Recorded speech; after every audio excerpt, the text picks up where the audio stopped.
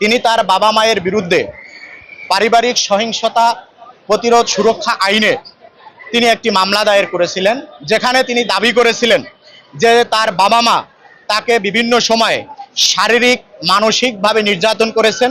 এরকম একটি অভিযোগ তিনি বিজ্ঞ আদালতে এনেছিলেন। বিজ্ঞ আদালত উভয় পক্ষকে ইতিমধ্যে শুনেছেন এবং আজকে এই মামলাটি আদেশের জন্য রেখেছিলেন।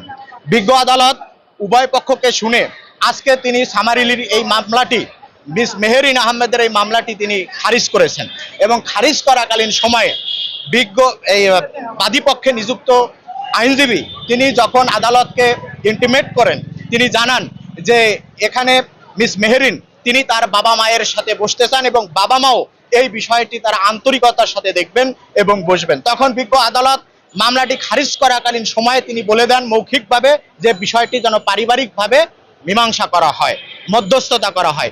এমনিতে এই মামলার যিনি বাদী ছিলেন মিস মেহেরিন আহমেদ, তার মামলাটি বিজ্ঞ আদালত খারিজ করে দিয়েছেন। দেখেন, এই পুরো মামলাটা বাংলাদেশের প্রেক্ষাপটে সম্পূর্ণ নতুন।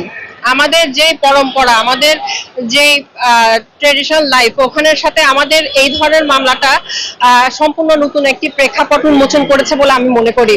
আমার মক্কেল মেহেরিন যখন এই মামলাটি ফাইল করেন, তিনি যে অ্যালিগেশন গুলো এনেছেন ওগুলো আদালত প্রথমে আমলেই নিয়েছে এবং পরবর্তীতে গত 21শে জুলাই আমি মেহেরিন আহমেদের সাথে বসি এবং তার সাথে আমার কথা হয়েছে যে তিনি তার বাবা মাকে সাথে নিয়ে কিছু কথা উপস্থাপন করতে চায় এবং মেডিয়েশনের মাধ্যমে বিষয়টি শেষ করতে চায়।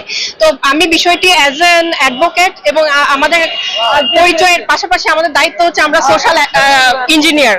তো আমি মনে করেছি যে যদি একটি পরিবার দুই পক্ষ একসাথে বসার ফলে তাদের সমস্যার সমাধান ঘটে, তাহলে আমি এই দায়িত্বটা নিতে চাই।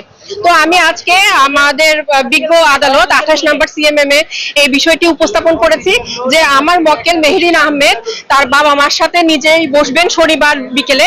তো এই মর্মে আমরা পারিবারিকভাবে আপোষে সিদ্ধান্ত নিয়েছি। এই বিষয়টি যখন আসে তখন সামাজিকভাবে বলেন, আইনগতভাবে বলেন, নৈতিকভাবে বলেন, সবকিছু সমাধান তো এখানেই হয়ে